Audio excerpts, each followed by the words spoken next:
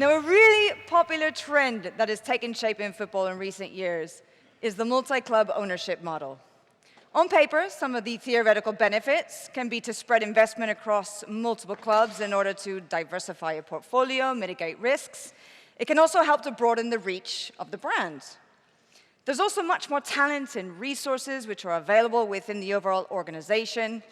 Plenty of reasons as to why, on the surface of it, this model can be very attractive, in fact, to owners. But is this model truly the real deal? We'll hear now about the various implications and other potential advantages of the latest multi-club ownership trends in football.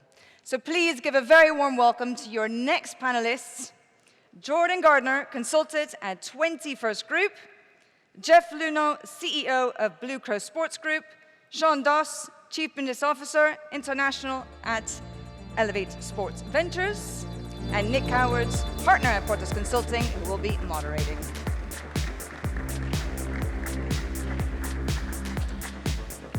Thank you. Thank you. Have fun. Hi, everyone. Good afternoon. Thanks for joining us. This feels like the beginning of the warm-up act for the big fight later on with Javier.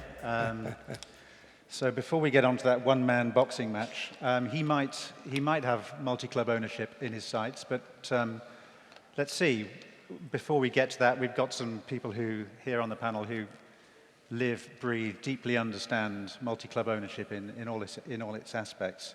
But before we get into the detail of it, I think for the people who aren't in this conversation, those people who see, I guess, multi-club ownership as something that they are deeply suspicious of, maybe the Lorient fans and where their reaction to joining in a group with Bournemouth, say, as an example.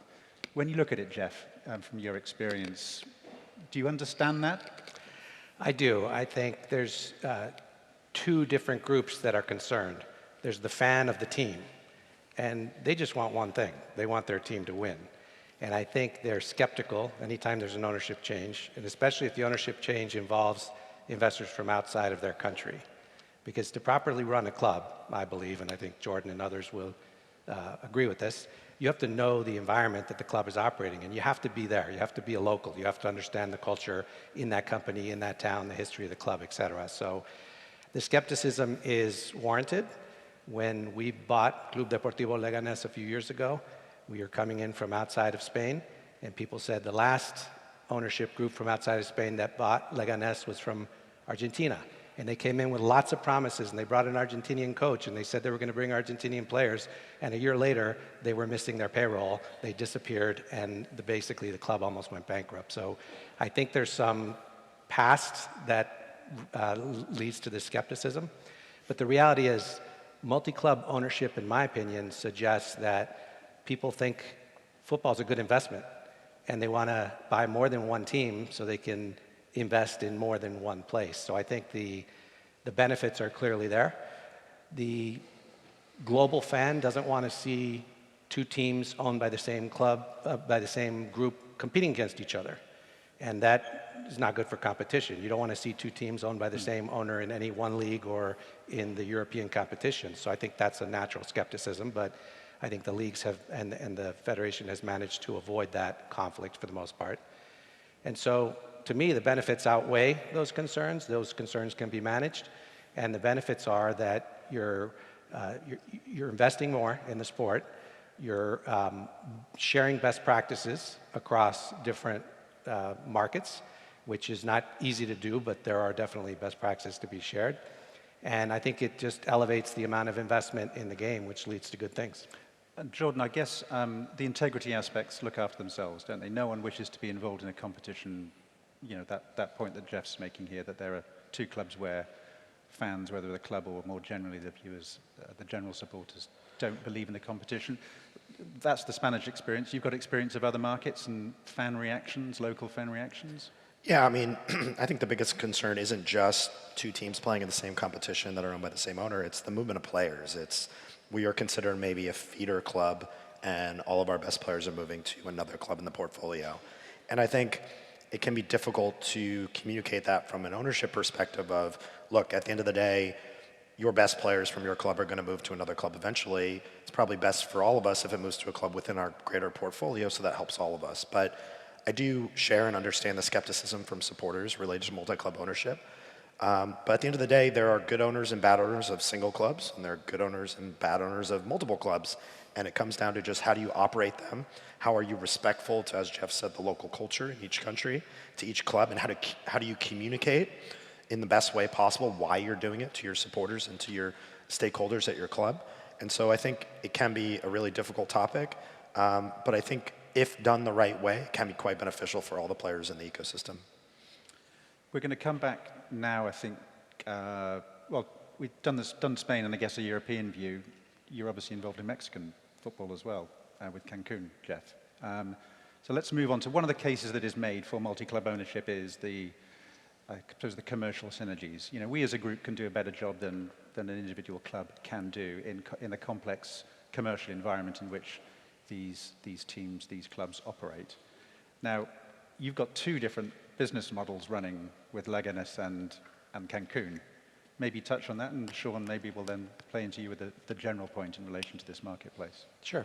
I think when you invest in a club, you want it to appreciate in value, but that's a long-term game. You buy a club, you run it well for 10 years, and you sell it for more than you bought it, and hopefully you cover your losses during the meantime. And there's also, you buy a club to basically break even or make a profit and just run it well. We happen to be in a second largest tourist market in the world in Cancun, and there are benefits to being in a tourist market. You have the local population, but if you can also attract and monetize the tourist population, there's an opportunity to make money just by operating a club, even if it stays in the second division in Mexico.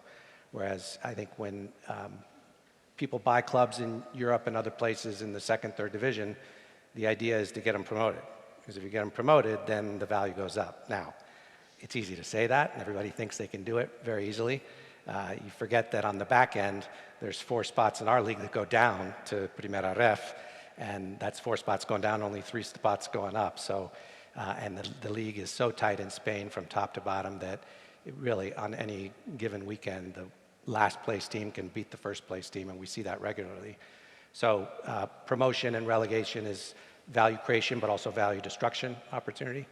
On the commercial side, we try and do fun promotions between Spain and Mexico. We sold NFTs for our field. We cut up our field into 10,000 bits and sold NFTs. Our fans don't know they're NFTs because they don't really, our fan base isn't that well versed in NFTs, so we just sold them real estate, and they each own a piece of real estate. And one of the prizes is going to be a trip to Cancun, and they're going to get to go see the team over there. Commercially, we're trying to attract tourist-related companies, airlines, hotels, et cetera, that Madrid is one of the top 10 tourist destinations in the world. Cancun's number 2. How can we sort of attract commercial partners that would be interested in both of them? So those are some of the things that we're working on. Not too many of those, Sean, those kind of business models going on, I'm sure, in your many clients. But do you buy the argument that multi-club ownership can deliver real commercial advantage for each and every one of the clubs? Yeah, well, thank you, Nick. In our agency alone, we have 2 investors with multi-club properties, so the San Francisco 49ers in Leeds and the Harris Blitzer Sports Group. So they have the Philadelphia 76ers in the NBA, the New Jersey Devils, and some of Crystal Palace in the Premier League. Speaking firsthand, working at 2 of the properties, at Harris Blitzer, for example, we would get the benefit of multiple league meetings. So you have executives from the NHL and the NBA going to league meetings, sharing best practices, learning from each other, and then you're able to come back and be synergistic and collaborate with each other on the day-to-day about what could work and what may not work, because not all sports and not all audiences are the same. Similarly, on the G&A side, there's a lot of times some benefits there, whether it's the legal, finance, and some of the back-of-house duties. And on insights and analytics is another great place with potentially similar consumer bases, potentially not, but understanding what's working on a promotion, what can you try with the cross-promotion. So I really believe there are a lot of synergies in the multi-club ownership. On the other side of it, though, there are things that you have to be mindful of. In most conglomerates or most multi-club situations, there's a hierarchy of clubs. So certain clubs will require more investment. If you have CapEx going on and you need to renovate a stadium or put in money into a club, which club do you choose, right? And then also, the reverse is also true. Not everything that you do in one club in one country in North America is going to work in Europe, and not everything you do in Asia will work in Europe, and something you do in Australia may not work in the Premier League. So I do believe there's a lot of things that you have to be mindful of in a multi-club ownership situation. However, at the end of the day, that's something that, like what we do at Elevate, is we're able to then look at the opportunities with each owner and discuss those challenges and turn them into opportunities, and how you sift through that to really leverage what is beneficial and make sure that you don't incorrectly double down on something that may not work across properties. Jeff and Jordan obviously mostly focusing, despite backgrounds in other sports. You're the only one, Sean, I guess, part of the group experience right now, which is bringing in other sports.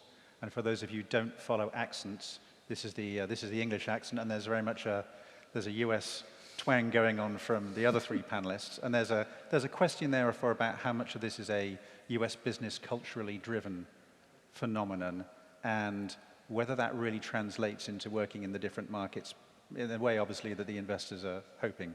What would your experience be of that? Both two things, the transferability across different sports, franchises in different sports, and also how transferable the US experience, business experience, is into other markets. Yeah, first of all, if you look at the enterprise value relative to revenues of these clubs, the North American sports are trading at 7, 6, 5 times revenue, and a lot of that is because of the lack of relegation risk and some of the governance in the clubs. So I think that that's a natural reason why a lot of this may have started in North America. For the agency work we do, of course our agency was founded in the US and now we are a global agency. What we find is around the world that 80% of what you do from a business perspective, it holds true in Spain, it holds true in California, and it holds true in Lake Como in Italy. It's that 20% you need to flex. In sales, you still have to build good relationships, execute the fundamentals, write your handwritten thank you notes, ask for referrals. You still do the same things. It's managing people, marketing and digital marketing, social media marketing, traditional marketing, public relations. These functions all exist everywhere in the world. However, you need to flex it to those markets. So for us, we're able to leverage the greatest assets that North America has, and now I live in London now, so I could see that many people love what the North American fan experience has to offer, and many people want that in their European markets, but they understand that it's not just a pick up and drop the American model into their current market. So to me, it's all about the art and how you mesh with the local folks from the local clubs and insert what we know is a global truth of how people like to be spoke to, how they like to be communicated to, and then flex that little bit to each market. So in my opinion, there's a lot of transferability, and it goes the other way as well. There's so many things that the Americans or North Americans can learn from how great the culture and the supporters and the fandom and even some of the monetization is done in Europe and Asia. Jordan? Yeah, certainly the American groups that have the least amount of success in European football, for example, are ones that come in with an American mindset and a real lack of understanding or sensitivity to the way the sport is looked at in Europe. But I think, looking at the whole kind of ecosystem of multi-club, particularly in football, and maybe Jeff, you could speak to this, I think you have a lot of Americans who look at Major League Baseball and the farm system and say, okay, if we're the LA Dodgers, we have a AAA, AA, single A team where we can stockpile talent, which is really our biggest asset, and we can develop it under our own umbrella and get it up to our major league team, and in that case, win games. If you look at football, for instance, not only can you do all of the above, but you can sell the talent and really monetize it. And obviously, for the most part, if you want to actually try and make money in this business, you need to sell players. And so I think that mentality for a guy like a Todd Bowley who has a baseball background, I think that is very interesting. And if you can create a lot of clubs under an umbrella, you can really focus in on talent identification, bring in this kind of American mentality of talent development and put it in European football. Now, is that easier said than done? Yes. I think it can be very difficult, especially with different countries. Yes, you might have 3 or 4 clubs under your umbrella, but they have different management teams with different footballing styles and different languages and cultures. But I think that philosophy, drives a lot of what's happening here, along with commercial growth and asset appreciation and everything else we've talked about. Jeff, you'd agree with that? I do. I think development is key to any successful sports organization over the long haul, and it's hard to do. It's very hard to do in football, harder than it is in baseball, for example. But I do think the American mentality, there's been so much success in value creation in sports in the US, and the natural assumption is we can do this abroad. And I think that leads to some problems because you can be a little bit arrogant coming into a new market. And I got to tell you, the fans in Europe in football, all over the world in football, college football in the States is probably the closest thing, but it goes beyond sort of entertainment. This is real passion. If Leganes wins on a Saturday, I have a great week. If we lose on a Saturday, I don't have a great week, and you can tell around town.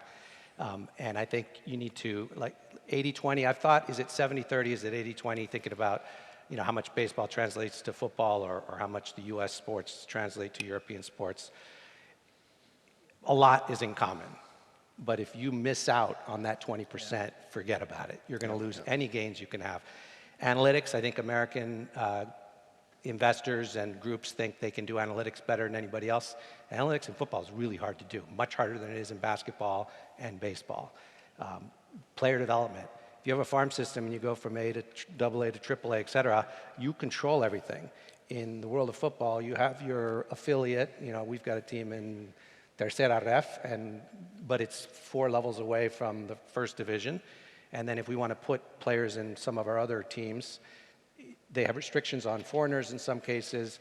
They have different challenges in terms of environment, language, et cetera. So it becomes, you can do it, I think you can do it well, but a playing model in Vyskov in the Czech Republic is going to be different than the playing level in Leganés and even the playing level in Cancun. And so one thing we realized in Mexico, half our games are at high altitude. And when I say high altitude, really high altitude. And those games, last year, we realized we weren't getting any points on the road in high altitude. We had to switch our entire model to try and account for that because it's a different game at high altitude. So those types of nuances across countries really lead to some differences. But it's also fun watching people from other sports. We've got my investors, I've got people, NBA CEOs, I've got Formula One executives, I've got people from football, baseball, NFL. And it's fun to talk about these things and try and problem solve them together and bring best practices in from other sports like you guys have done. I think it's really fun. I think to Jeff's point, it's in any situation, this goes through for, just think of ownership in sports. I'm sure a majority of this room have worked for owners that now own a sports team. And a lot of times owners come in with unrealistic expectations because their day job has created value for them at $1 billion, $2 billion, $5 billion, $10 billion, and they think they can apply the same principles to a sports team or an agency or a marketing promotion. So I believe that you're exactly right. There's a care of listening, learning, understanding before then going and making changes. And I think the lens of how multi-club ownership should be viewed is not that simply if we acquire multiple clubs, we can get past the regulation and have a feeder system. I think it's the other way around. It should be that we believe that these clubs or this club is an asset to our portfolio, and then let's leverage the synergies where they are. Because I agree with you, if you go the other way about it, then you're a lot of times trying to fit a square peg in a round hole because you're trying to make synergies when they aren't there. But I think that's true of most businesses. Anytime you come into a situation, you should listen, learn, and assess, and try to understand what's the best outcome versus thinking that your way may be the best way, whether it's from North America or abroad. I really like that point, Jeff, you made about owners, whoever you are, being present in the club to get a real feel for, it's like any business, right? To get a real feel for the business. So my time at the Premier League was the time, I think, when the US influence went through a real growth period, with NBC on one side, obviously coming in and doing the amazing job they continue to do, but also US ownership coming in. And I often ask myself the question, how different would it be if those US owners spent more time literally in and around the club? Because if you're running multi-clubs, I guess it's a general question, and I'll come on to really asking you about lessons learned. If that's kind of one, you can give from experience, you have to put the yards in. You have to put the time in the club, in the environment, with the fans, in country, if you like. Yeah, and are there any others that you'd kind of well, point that one's to? important though, because you think you can run it from a high-rise in New York City, but you can't. And I remember my very first day taking over as president of Club de Leganés, we invited all the fan groups to come talk to me, and they wanted to talk about the logo. Don't mess with the logo. Yeah. And of course, I love branding, and I was thinking this thing could be modernized, but it's 95-year club history. They love their logo, and they don't want anybody to mess with it. So unless you are there day to day. Don't change the color of the shirt from blue to red, I think is a really good example of. I think being there day to day is super important. I think the Friedkin family did a great job with Roma. When they took over Roma, Ryan moved there, and he lives there, and he's there day to day. And when you're there day to day, you see so many other things that are happening that you just wouldn't get if you're. And the time change can be brutal. I had to get up at 3 a.m. last night to watch the Cancun game. Got over at 5:15, so running a little. Was it worth it? It was totally worth it. Excellent. They won 5-2. But I think nothing replaces being there.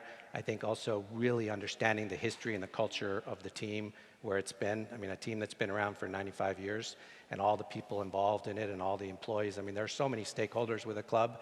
Now, Leganés is very different than Cancun. Cancun was a team that was born during the pandemic, so it really doesn't have a history, so we have a lot more flexibility there. We did change the shield and the logo and the uniform, and we're creating new experiences. You can go to the game and sit in a jacuzzi and drink a margarita and watch football, which is very unique. You can't do that anywhere else in the world.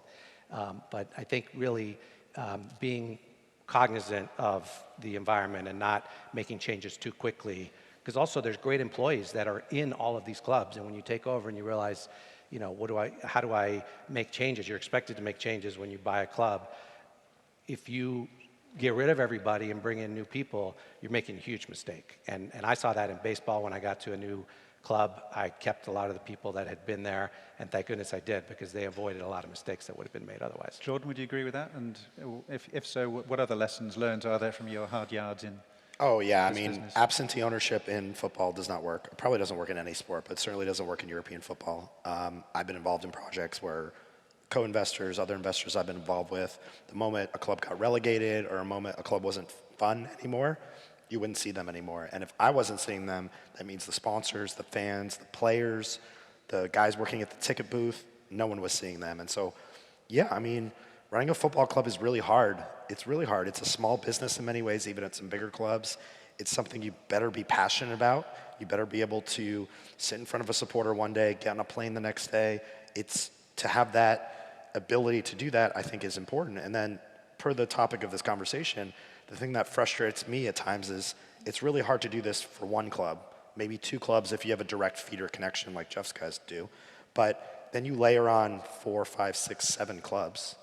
And if you don't have that connectivity to the clubs or that experience or that proof of concept that you can run a club well and successfully, I just don't know how you have success. So I think to me, ultimately, it's about, in sports and ownership and management, how do you show legitimate proof of concept that you can run a club well?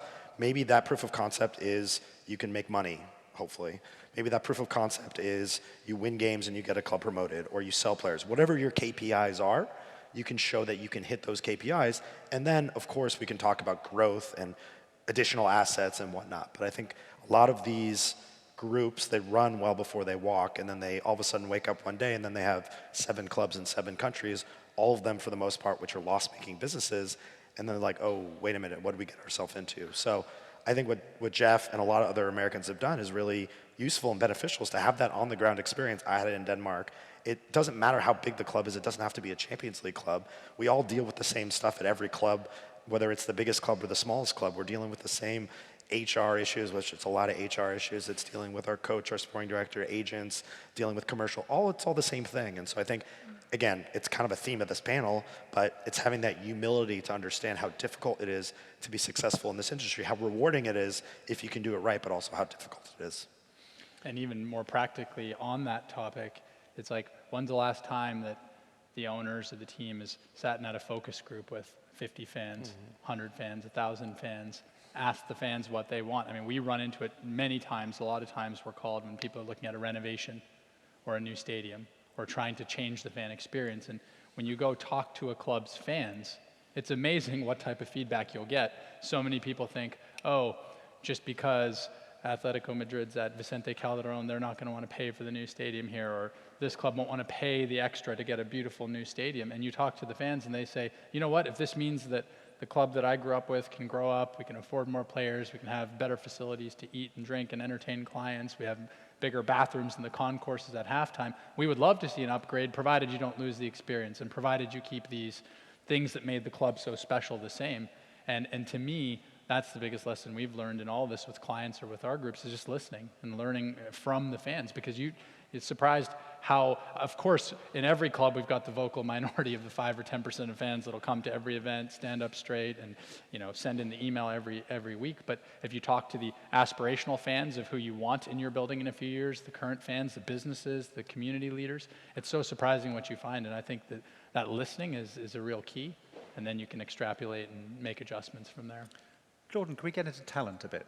And I guess in very general terms, two kind of models when you're looking at talent. You got the group where you got an obvious lead club and you're trying to find some talent, and for whatever reason, geopolitically, whatever, it makes sense for you to have another club in your group. And you can talk to those. But also there's the other ones where there's no obvious lead group and you think, okay, well, this is some kind of very significant market by market, trying to find the talent in order to move it on. Yeah. Those models, what can you tell the audience about your experience of those models? Yeah, I mean, I think the most straightforward model is probably what you're seeing at Chelsea right now, where they bought a feeder club, if you want to call it a feeder club, Strasbourg in France, which is a pretty large historic club, but isn't a talent hotbed. And the idea being, we're going to, as Chelsea, buy some of the best talent all over the world, and we're going to stockpile it at our feeder club. We're going to take some of our academy talent, stockpile it there, develop it in a top-level environment, and eventually we'll either be able to sell those players or integrate them into our first team. Conceptually, that makes sense on a piece of paper. I think can be quite difficult to actually execute. The French league, the footballing style is very different. You need to have coaches that can implement your style of play so that when a player moves from your club in France to your club in England, that move is pretty seamless. You don't want a player that's playing a completely different style who's not going to fit into your roster in Chelsea to make that move. And I also think one of the challenges, and Chelsea's running into this too, or will run into it, is they're almost taking a little bit of kind of a wide brush approach where they're accumulating lots of players. And I think the challenge is, how do you manage that many players in terms of actually individually and cohesively developing them, especially when, as we've talked about, they're spending a lot of money on each individual player. And so I think conceptually connecting point A to point B from a player, from a club that's a quote feeder club to an A-level club in the top of the Premier League, that makes a lot of sense. Some of the other groups, being completely frank, there is no cohesive strategy, even though there should be one, there isn't. I think the thought process behind some other groups is, if we plant our flag, and that is owning a club, in a lot of different markets, specifically ones that have a history and data points show they're good for talent development, Portugal, Brazil, Belgium, that having that avenue to develop talent, having that club, the talent will be able to pool in that club, will be able to develop and then send it on to other clubs. But, if you look at markets like Belgium and Portugal, every single club in the top 2 divisions is trying to do the exact same thing. Yeah. They're all after the same talent. So ideally, if you don't have your own talent or a talent academy that's better than anyone else, or if you don't have a scouting or data infrastructure that's better than anyone else, you end up talking a really big game about having access to talent, but you don't actually execute anything, to be honest with you. So I think, again, it's like a lot of things we talk about when it comes to multi-club. Sounds amazing on a piece of paper. It makes sense on a piece of paper. You definitely can find areas and ways that you can be profitable and have success for higher clubs in your food chain, but very, very, very few groups actually execute. City Football Group, and they have massive infrastructure. They have a huge internal database of all their players and all their clubs, which players are going in which direction, where they are at in their development of talent.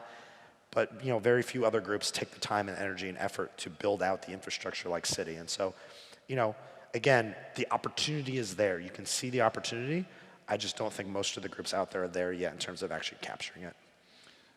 I asked the panel when we were having a little call before today, what the world would look like in multi-club ownership if there wasn't a transfer fee system. So I'll leave that one with you as to quite what you think the market would look like if there wasn't this asset value in a player you're lucky enough to find in a particular country. But whilst we're talking about countries, we were talking about South America. I mean, huge change going on. You're kind of the most in market, if you like, right now in your little part of Mexico. But when you look at that vast football continent, where do you see opportunity right now?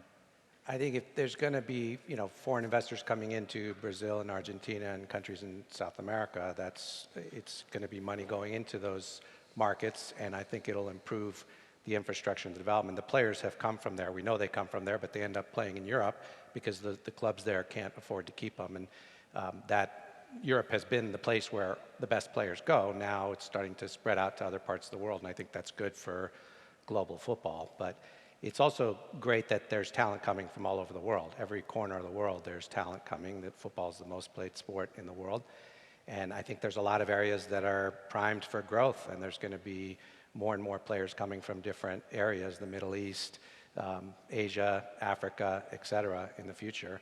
And I think multi-club ownership groups are potentially in a good position to benefit from that with talent coming from so many different sources. But to latch on to what Jordan was talking about, you need to be good. You need to be better than the other teams, right? We're in a zero-sum game for the most part, right? If you win, it comes at someone else's loss. So you have to be better than the other teams, which means you can't share your secrets. Do you compete though? Do you think multi-club ownership groups compete? I mean, yes, they compete on the pitch, but are you competing? There's several in La Liga Hypermotion that are multi-club. There's a couple from Mexico, the Olegui Group and Pachuca. And of course, we compete with them on any given Saturday, but I'm glad that other groups are coming into La Liga. I think it adds diversity, it adds some innovation, it adds some investment that's needed. So from my standpoint, I welcome it at this point. Now, obviously, if we're playing a team from another multi-club ownership group, we want to beat them. But I guess the point I was going to make is you have to be good at something better than the other teams, and you have to be good at local scouting in your own country. You can't just plop into France and think you're going to be really good at bringing Africans to France and then off to the Premier League. You have to be good at scouting and developing local players, and it's hard. In Madrid, when we find a good 12 or 13-year-old player or an 8, 9-year-old player for Leganés, if Real Madrid or Atletico come by, they can basically take them away at their will. So how does that, we have to have an advantage. We have to be so in with the family and the player that they're going to say no to Real, which they're not going to do. Or you have a strategy of we're going to take the extra players. Real can't have them all, so the extra ones that they discard, and we've had success with that. Or you're going to go looking for players in other parts of Spain, and then developing them using your own system, your own technology, your own ways of development that hopefully are as good and hopefully better than the other clubs. I mean, to Jeff's point, every football club needs a competitive advantage. You need a differentiating factor. We work with, and I know a lot of the owners in the UK, and the rules have loosened a little bit, but you have Brexit, right, which is you have a wall in terms of recruiting talent from certain parts of Europe now. And so if you're a club in the UK, let's just say in the championship, what is your competitive advantage? Maybe it's your geographic location, maybe it's your facilities, maybe it's some sort of IP that you have that no one else has. But otherwise, the only differentiating factor is money. And I don't think anyone on the stage is in football to spend more money than anyone else and just burn cash. So the question is, what are you trying to do differently? And that is always the most important question. On the business side, commercial side, I actually don't believe it's a competition, because if you think about it, imagine if Everton sells the new naming rights to the stadium at X value, that's another data point in the Premier League, and that will take up values for other people. If every single stadium in a certain league in the NFL and the NBA is selling out on a week-by-week basis, that's going to naturally bring up the value and the excitement of the league and the sport. And I think that's, to your point earlier, that's why there is so much collaboration on the business side, and that's why we have great events like this. And also, even within cities, it's happened. Very early on in my career, I sold tickets for a hockey team in Phoenix, Arizona, and the NFL team went to the Super Bowl while I was selling tickets at the Phoenix Coyotes. And even though we were far from the playoffs at the time, when the Arizona Cardinals were in the Super Bowl, people started calling saying, if they can do it, why can't we do it? Let's try supporting. So I think in many ways on the business side, the rising tide raises all ships. And in general, our industry has never been the most forward-thinking than other industries out there. So I would say that when clubs and leagues and teams do better, it generally rises up the level, and people hopefully will rise with it, and clubs will rise up with it. And sure, just on that, other markets, and I'll come back because I'm going to speak to you, Jeff, about rainbow sports in Africa. But any markets that you look at and think, yeah, well, we should be getting in there?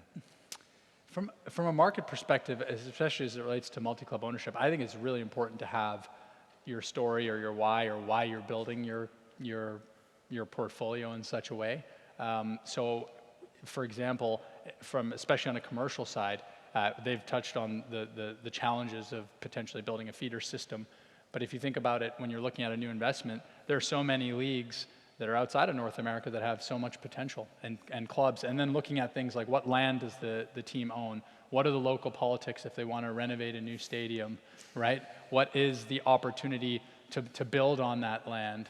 And if you think of those things, those are real drivers of your business, whether it's enhancing your fan experience, selling more naming rights, and founding partnerships. So I believe that it's less about a certain geography, but similar to an asset portfolio, if you're in finance or in your personal life, it's like you need to figure out what would diversify for you, but then also look for something that you perceive that you're buying low, and you think there's many factors that can take it up.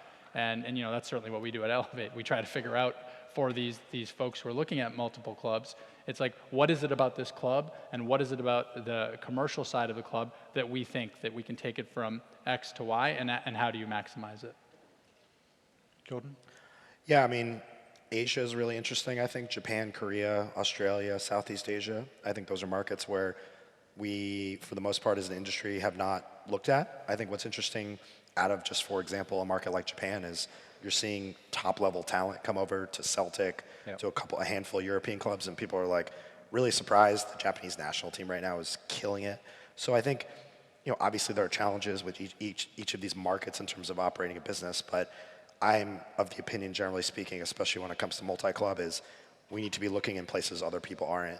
Most markets where people look are markets I mentioned today in Western Europe are just oversaturated, and we need to be looking at growth markets that are untapped, and I think South America, certainly Africa, which we'll talk about, but Asia is one that's, I think, particularly interesting.